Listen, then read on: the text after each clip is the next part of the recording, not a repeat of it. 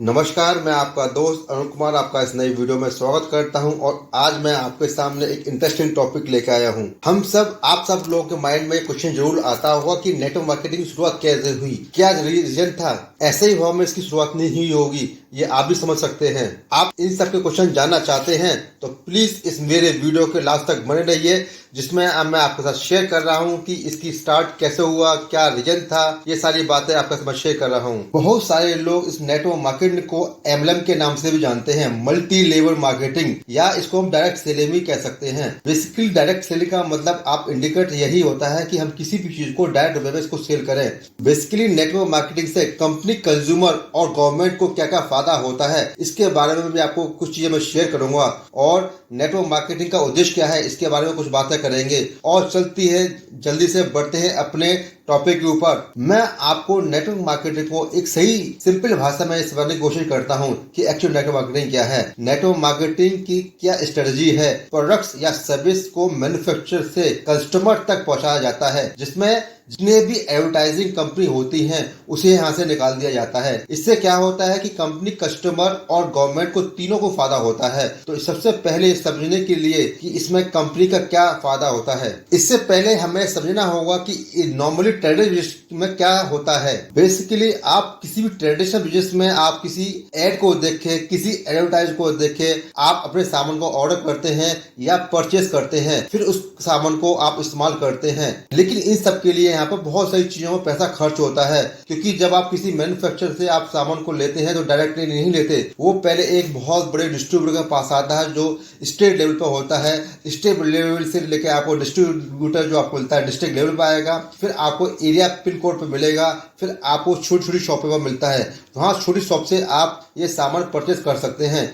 यही सारा पैसा का खर्च होता है वो आपको यहाँ पर नेटवर्क मार्केटिंग के द्वारा डिस्ट्रीब्यूट किया जाता है। अब सिंपल भाषा में समझा जाए तो यह है कि जब कभी भी आप कोई सामान लाते हैं तो आप जो है रिटेलर से लेके आते हैं, कि रिटेल करता है, रिटेलर अपने होलसेल से लेकर आता है, होलसेलर अपने बड़े होलसेल से लेकर आता है। इस तरह से करते करते सिस्टमिक चेन के सिस्टम में फॉर्म में काम करता है। इन सब की जो प्रोडक्ट की जो जानकारी है वो बड़े बड़े होल्डिंग दिखे होंगे, होल्डिंग पे आपको एडवर्टाइज मिलती है। यहाँ बहुत बड़े बड़े सेलिब्रिटीज यहाँ पर वर्किंग करते हैं, आपको एड मिलता है उनके द्वारा, वो भी बहुत सारा यहाँ पे पैसा लेते हैं। और यहाँ आप देखेंगे डिफरेंट जैसे यहाँ पे एडवर्टाइज की जाती है। ये पैसा, सारा पैसा आपको यहाँ डायरेक्ट मिलता है जो नेटवर्क मार्केटिंग के अंदर है। यहाँ इतनी सारी चीजों को काम करने में इतना सारा पैसा खर्च हो जाता है, इतना सारा समय खर्च हो जाता है, लेकिन उस चीज की कस्टमर के तक पहुंचने में, उसकी क्वालिटी भी में काफी इफेक्ट मिल जाता है और वो चीज समय पर नहीं भी मिल पाती। आपने देखा होगा जब कोई भी सेलिब्रिटीज या कोई हीरो किसी भी चीज की एडवर्टाइज करता है तो वहां पर 10-10 करोड़ रुपए तक खर्च आ जाता है उसको ऐड करने में। मैं यहाँ पर एक एग्जांपल के द्वारा आपको समझाता हूँ कि मान लीजिए किसी मैन्युफैक्चरिंग कॉस्ट यानी कि एमआरपी 10 रुपीज है, तो क्या आपको लगता है इसकी जो रियल कॉस्ट कितनी होगी? यस, उसका जो मैन्युफैक्चरिंग रियल कॉस्ट है सिर्फ 3 रुपये, उससे ज्यादा नहीं होती। लेकिन जो 7 रुपये जो खर्च आया होता है वो सारा होलसेलर, आपका जो है मैन्युफैक्चरर से लेके के आपको सारी चीजों को मिलता है, यानी 7 रुपये इन सारी चीजों में डिस्ट्रीब्यूट होता है। यही वो चीज होती है यहाँ आपको जो बेनिफिट मिलती है। इस सब के लिए जो नेटवर्क मार्केटिंग होती है, ये सारा जो डायरेक्ट जो है आपको मैन्युफैक्चर से लेकर डायरेक्ट कंज्यूमर तक मिलता है।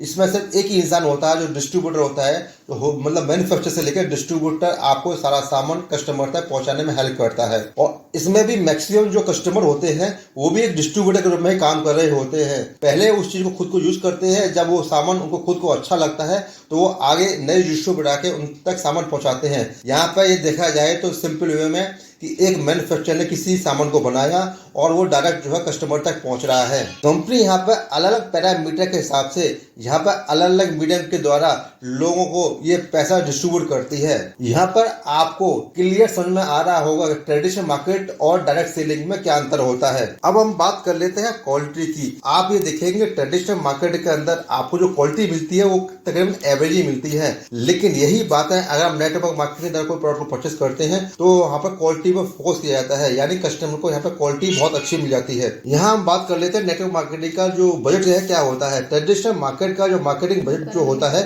वो बहुत हाई होता है, लेकिन जो नेटवर्क मार्केटिंग का मार्केटिंग बजट होता है वो बहुत ज्यादा लो होता है। इसीलिए नेटवर्क मार्केटिंग में आपको प्रोडक्ट भी सस्ता मिल जाता है, नेटवर्क मार्केटिंग में आपको क्वालिटी बहुत अच्छी हो जाती है। अब यहाँ पे हम बात करें किसी भी बिजनेस सेटअप के लिए जब हम लोग ट्रेडिशनल मार्केट के अंदर होते हैं, अगर हम छोटी सी हम बात करते हैं किराना स्टोर की, अगर आप किराना स्टोर को भी खोलते हैं तो तकरीबन उसमें भी खोलने में आपको 10 लाख रुपए का खर्चा आ जाता है। और अगर आपका शॉप नहीं है, खुद की शॉप भी रेंट पे लेंगे तो आप ये देखेंगे कि वहाँ पर आपका खर्चा बढ़ता चला जाता है। लेकिन यही बात हम लोग नेटवर्क मार्केटिंग में करते हैं, तो नेटवर्क मार्केटिंग में आपको ना के बराबर इनकम लगा के आप अपने बिजनेस को स्टार्टअप कर सकते हैं। ट्रेडिशनल बिजनेस के अंदर आपको किसी बॉस के नीचे या किसी मैनेजमेंट के अंदर वर्किंग करना होता है, जो एक पेशे के रूप में हमें काम करना होता है। वहाँ पे हम एक अच्छी परफॉर्मेंस करने में भी हम लोग डरते हैं। लेकिन यही नेटवर्क मार्केटिंग के अंदर हमारा कोई बॉस नहीं होता, यहाँ पर किसी भी चीज की रिक्वायरमेंट नहीं होती, सिर्फ हमें अपने घर से रहते हुए काम करने के लिए इंडिपेंडेंटली वर्किंग कर सकते हैं। यहाँ हमारे साथ में जो काम करने वाले हैं, बिजनेस पार्टनर हैं या आपके इंडिपेंडेंट एसोसिएट हैं, वो टोटली इंडिपेंडेंट होते हैं, जो फ्रीलांसर के रूप में काम करते हैं। यहाँ पे आपको बहुत सारे बेनिफिट मिलते हैं, जैसे कि यहाँ आपकी जो पर्सनैलिटी है वो बहुत ज्यादा निखर के आती है, क्योंकि नेटवर्क मार्केटिंग जो है ट्रेडिंग पर बहुत ज्यादा फोकस करती है, या इसके साथ साथ बहुत सी चीजों में आपको फोकस करती है किस तरह से हम लोग कस्टमर तक किसी प्रोडक्ट को आसानी से अच्छे वे में हम प्रोडक्ट को पहुंचा पाए। नेटवर्क मार्केटिंग के अंदर आप लाइफ टाइम अर्निंग कर सकते हैं। तो इसमें हम बात करते हैं गवर्नमेंट को क्या फायदा रहता है। यहाँ आपको समझ में आ गया कि मैन्युफैक्चरर को फायदा हुआ, यहाँ समझ में आपको आया कि कस्टमर को फायदा हुआ, लेकिन इन सब में बेनिफिट क्या है गवर्नमेंट के लिए, गवर्नमेंट को क्या बेनिफिट है। आप ये देखिए कि ट्रेडिशनल बिजनेस के अंदर हर एक इंसान टैक्स को चोरी करने की कोशिश करता है और करता भी है, इसी कारण से गवर्नमेंट को टैक्स पूरा नहीं पहुंच पाता। लेकिन यही चीजें आप नेटवर्क मार्केटिंग के अंदर देखेंगे तो यहाँ पर जो मैन्युफैक्चर है वो प्रॉपर वे में आपको टैक्स, गवर्नमेंट को टैक्स पे कर रहा है, और वही जो आपका डिस्ट्रीब्यूटर है